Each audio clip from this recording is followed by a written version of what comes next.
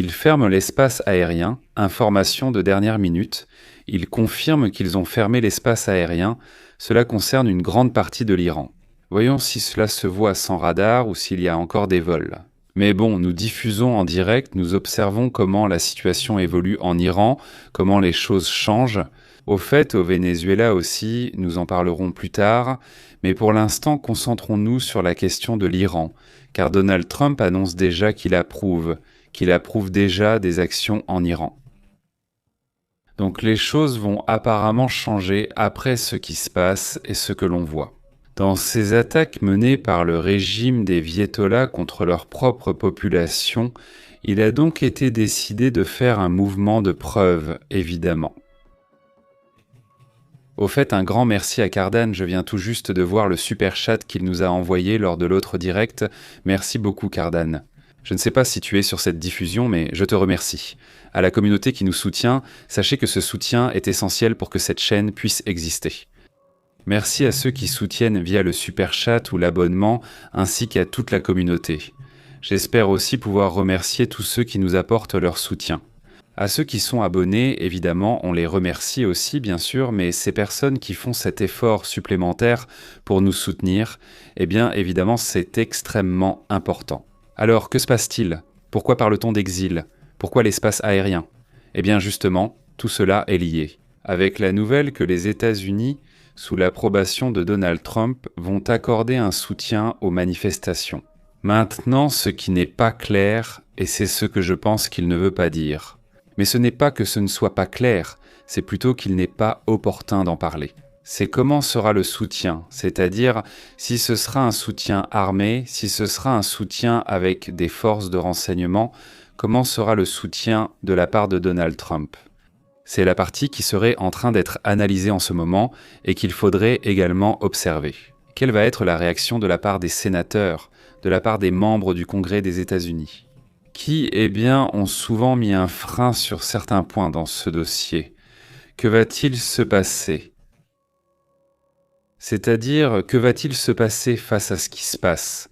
Commençons d'abord par ce qui se passe avec l'espace aérien de l'Iran, n'est-ce pas ? Pour voir s'il est possible d'observer s'il y a vraiment une fermeture ou si cette fermeture n'est pas encore en place chez nous. Allez, une chose était qu'il l'annonce, et une autre chose était que cela soit vraiment appliqué, n'est-ce pas ? Regarde, ce que nous avons déjà vu, c'est qu'il y a des espaces de fermeture aérienne, comme ce qui s'est passé avec le Venezuela, n'est-ce pas ? Alors ils disent qu'il y a une fermeture de l'espace aérien. Mais ce qui se passe en ce moment, je ne le vois pas, c'est-à-dire, je ne le vois pas dans cet espace. Regardez, vous êtes actifs. Il faudra attendre la diffusion du soir pour voir si l'espace aérien est déjà appliqué ou non, s'il est respecté ou pas. Mais regarde, ici il y a une compagnie aérienne turque qui vole, c'est une compagnie commerciale. Ici il y a une autre compagnie qui est Flyness, aussi commerciale. Voyons-en une autre par ici, c'est aussi une autre compagnie commerciale. Celle-ci va vers Dubaï, en voici une autre aussi, c'est un vol du Koweït. Donc de quel mouvement parle-t-on ? L'espace aérien existe, d'après ce que nous pouvons voir sur Flyradar. Donc la fermeture de l'espace aérien, du moins jusqu'à présent, ne semble pas fonctionner. Il faut clarifier cela et continuer à l'observer. Même si le rapport existe, même s'il est question d'un soi-disant espace aérien fermé, au moins du côté des États-Unis, il n'y aura pas de vol, c'est-à-dire des États-Unis où c'est la fameuse NOTAM, non, que d'autres pays ne vont pas forcément respecter.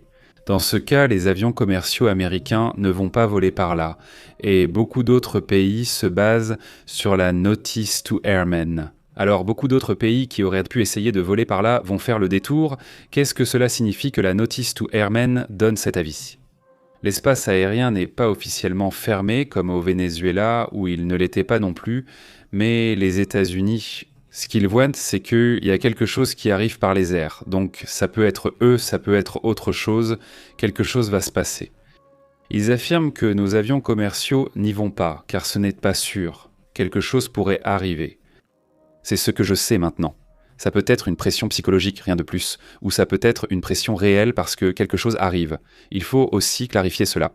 Alors, cette NOTAM est-elle faite pour empêcher les avions américains de voler, dans tous les cas? Mais ça, eh bien, nous allons l'observer plus tard, n'est-ce pas? Ce qui est, disons, dans ce message.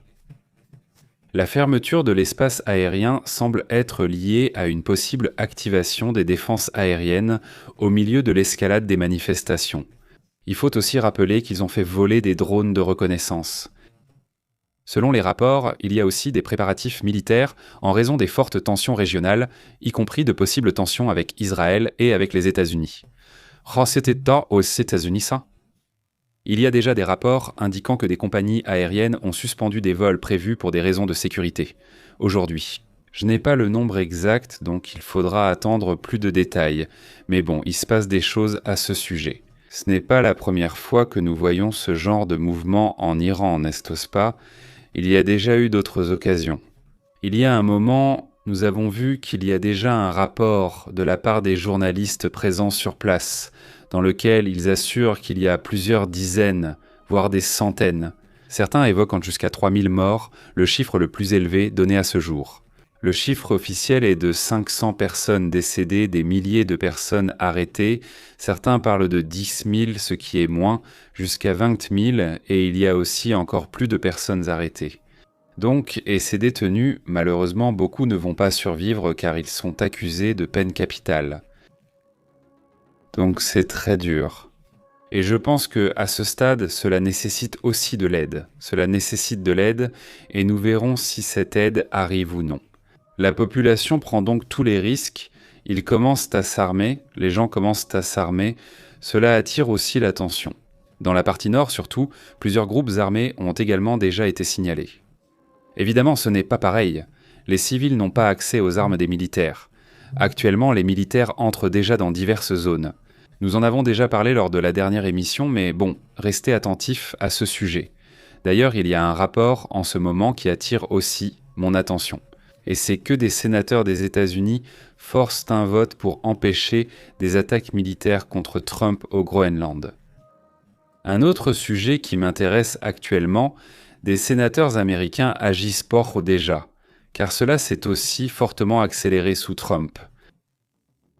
Et dans les dernières informations, des sénateurs des États-Unis cherchent à bloquer une possible attaque militaire de Trump contre le territoire danois après avoir capturé Maduro.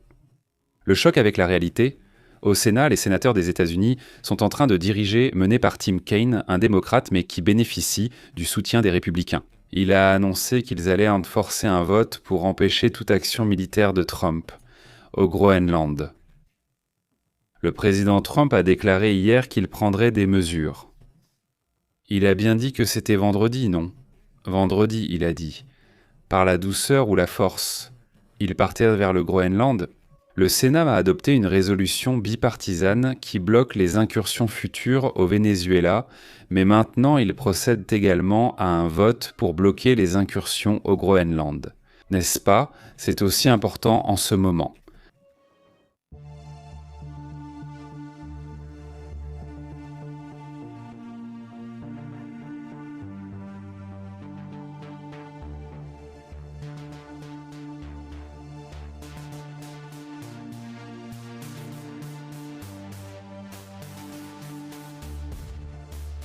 Eh bien, en ce moment, il est déjà rapporté que Trump a donné son approbation pour prendre des mesures, c'est-à-dire agir directement en Iran, selon ce que rapportent les analyses.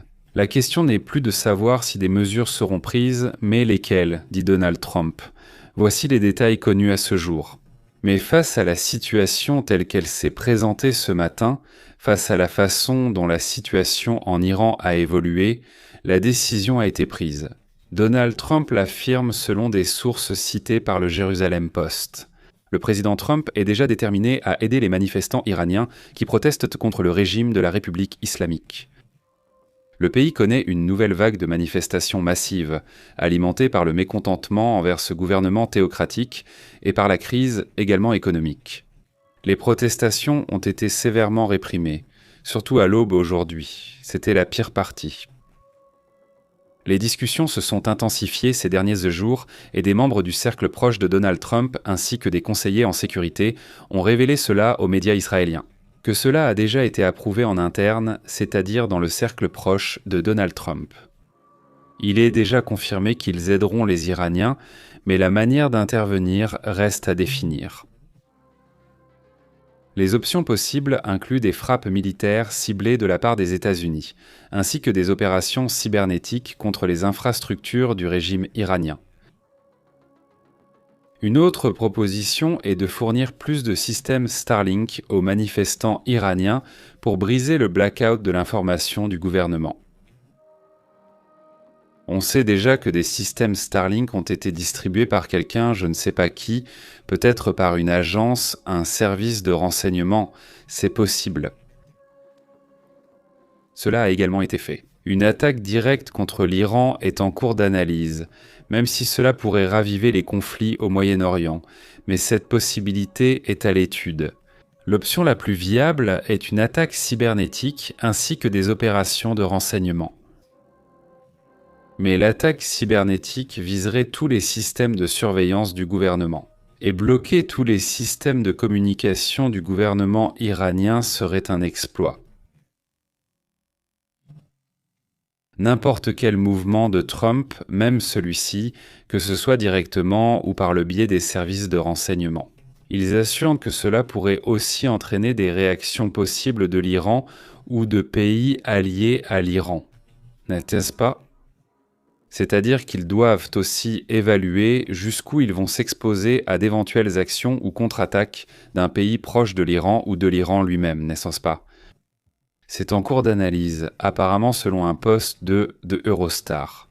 Ils ne détiennent pas l'information, mais j'ai trouvé intéressant de le mentionner ici.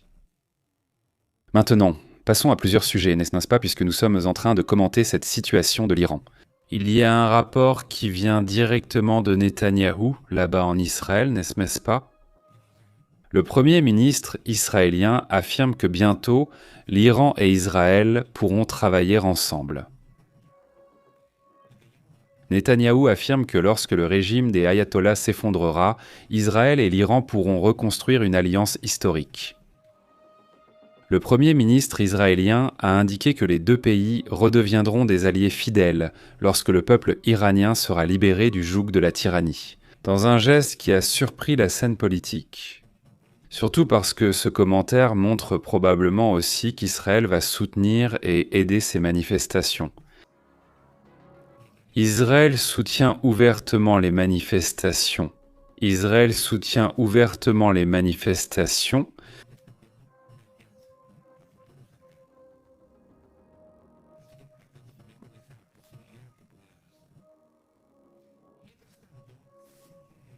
Soutient ouvertement les manifestations.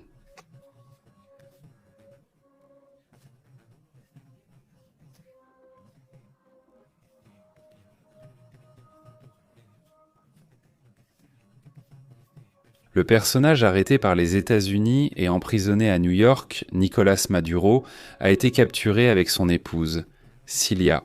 Comme vous le savez, il est détenu depuis 1 semaine et 1 jour au centre de détention métropolitain. Il soutient ouvertement le détenu arrêté par les États-Unis et emprisonné à New York.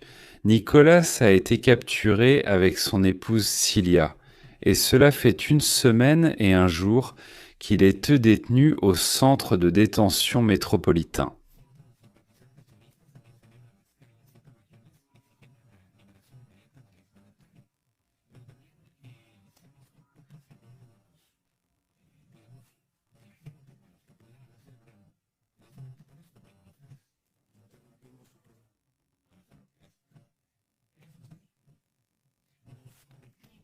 Il soutient ouvertement les manifestations.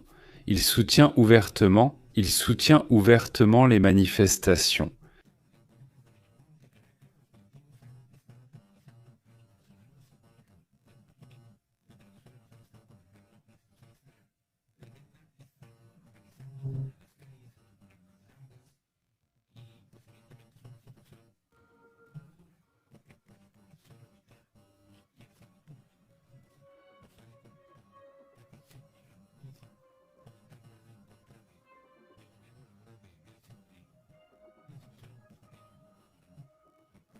Abordons maintenant d'autres sujets importants.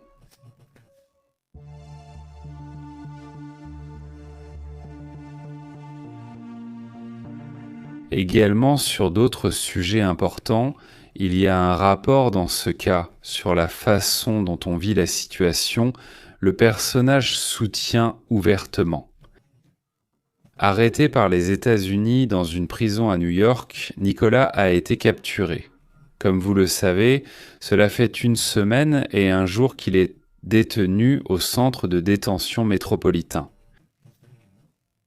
Le personnage arrêté par les États-Unis et emprisonné à New York, Nicolás Maduro, soutient ouvertement les manifestations ayant été capturé et détenu depuis une semaine.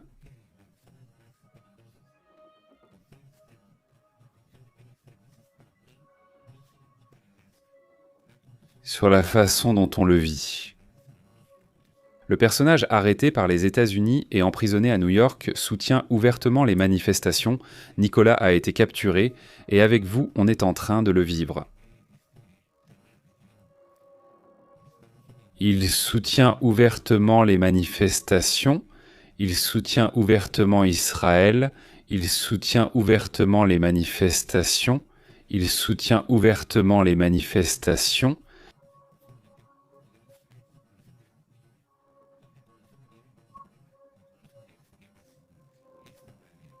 Israël soutient ouvertement les discours. Israël soutient ouvertement les discours. Il soutient ouvertement les... Israël soutient ouvertement les manifestations.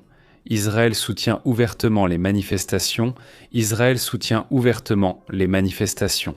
Et donc la partie la plus extrême ou la plus difficile serait pour ces régions du Michigan, de l'Alaska, du Maine.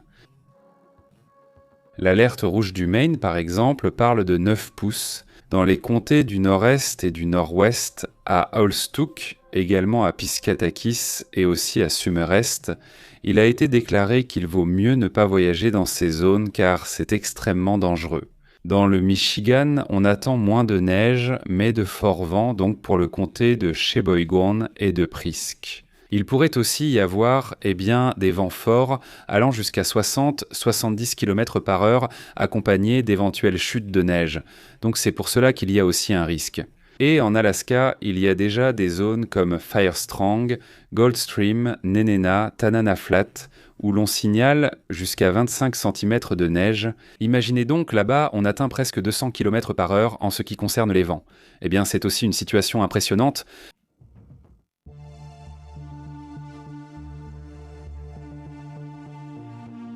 Passons rapidement aux commentaires. Il y a un instant, nous avons parlé de ce qui se passe avec la situation au Groenland. Jetez un œil à cette affaire parce que c'est très intense et dans un instant, nous parlerons d'autres sujets. Nous serons sûrement attentifs à ce qui se passe dans le monde. C'est très fou ce dimanche et nous venons de commencer les 10 premiers jours de l'année d'X depuis le début de l'année.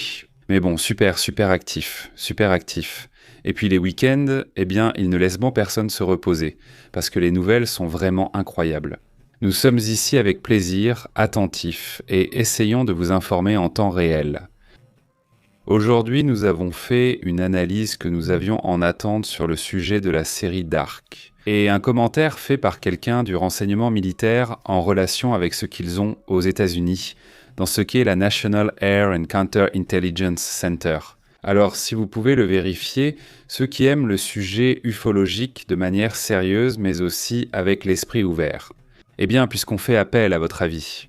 Et si nous publions l'analyse, une émission d'environ 20-25 minutes, j'espère que vous apprécierez l'analyse. Et parce que, nous préparons déjà la deuxième partie. Donc sinon, ils vont vous préparer. Salut alors, comment vas-tu ? Merci Monica Patrimo, salut, comment vas-tu ? Salutations à la communauté. Au moins, le Congrès a déjà dit non, n'est-ce pas ? Exactement, le Congrès met une limite à Donald Trump dans ce sens. Parce que sinon, ça devient fou, non ? Merci José en dictionnaire, merci pour tes commentaires. Salut Francisco Arce, comment vas-tu José ? Zarat, très bien. Bon appétit à ceux qui sont déjà sur le point de manger. Aujourd'hui, c'est le week-end, et nous, habitués à manger le soir, on ne fait pas vraiment un repas, on prend un petit déjeuner tardif et on mange, on dîne, non ? Un peu plus tard, non? Bon appétit à ceux qui mangent déjà. Nous, pas encore. Letty Castillo, tu étais là. Rodrigo Munoz, parfait. Benito, ça va? Comment vas-tu? Eh bien, un grand salut à toute la communauté. On revient tout à l'heure avec un autre reportage, sûrement, et ce soir, on prendra le temps de discuter de ce qui se passe dans le monde.